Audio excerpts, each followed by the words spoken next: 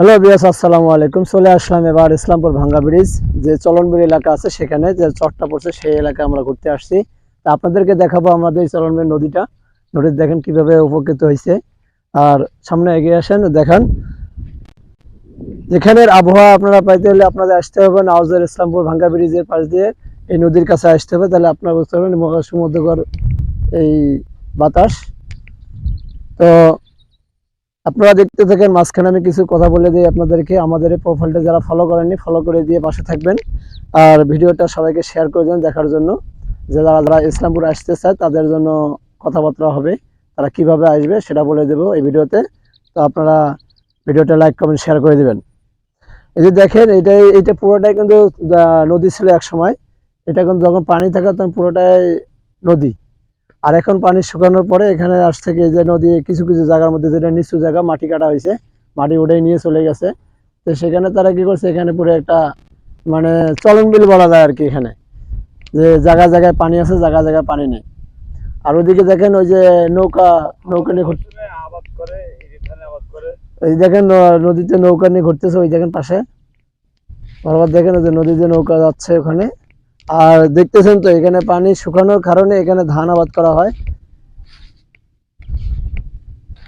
পানি শুকানোর কারণে এখানে ধান আবাদ করা হয়। এদিক তাকান, এদিক দেখান, এখানে ধান আবাদ করা হয়। তো ধান অলরেডি কাটা শেষ হয়ে গেছে, আমরা চলে আসছি এখানে আপনার দেখার জন্য।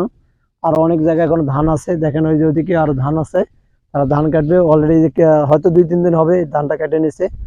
তা আমরা আপনাদের দেখাইতেছি, আপনারা এসে দেখতে পারেন। যখন বর্ষাকাল আসে তা আপনি এখানে পানি আর পানি দেখতে পারবেন। আর একটু শুকানোর কারণে অনেকে ধান আবাদ করে, মৌসুমে হয়তো একবার পায়, এর দ্বিতীয় আর কোনো এখানে আবাদ হয় না। তা এখানে পানিটা থাকার উদ্দেশ্য ছিল যে এখানে মাটি কেটে বিক্রি করা হয়েছে, যেই কারণে এটা নিচু জায়গা হয়, নিচু জায়গার জন্য পানিটা এখানে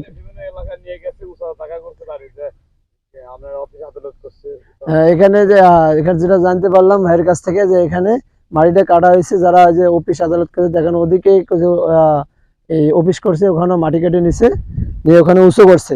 আর এদিকে নিচু হয়ে গেছে, নিচু হওয়ার কারণে দেখেন আমরা সামনে আগাইতেছি, আপনাদেরকে দেখাইতেছি। আপনারা দেখেন আপনাদের কিরকম লাগে। যদি ভিডিওটা আপনাদের একান্ত ভালো লাগে তাহলে আপনারা লাইক কমেন্ট শেয়ার করে দিবেন, আর ফলো দিয়ে আমার পাশে থাকবেন। আর আজকে আমার লাইভ আছে 8:30টায়, আপনারা চাইলে আসতে পারেন লাইভে, আপনাদের সাথে জয়েন করব, আড্ডা দেবো আজকে।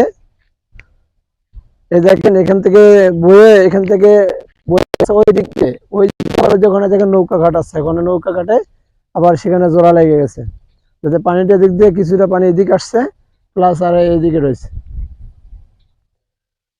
আপনারা যারা ভিডিওটা দেখছিলেন, কত মিনিট, আপনারা যারা ভিডিওটা দেখছিলেন ভিডিওটা লাইক কমেন্ট শেয়ার করে দিবেন, আর ফলো করে পাশে থাকবেন। ধন্যবাদ সবাইকে। এই পর্যন্ত ভিডিওটা করলাম। আল্লাহ হাফিজ।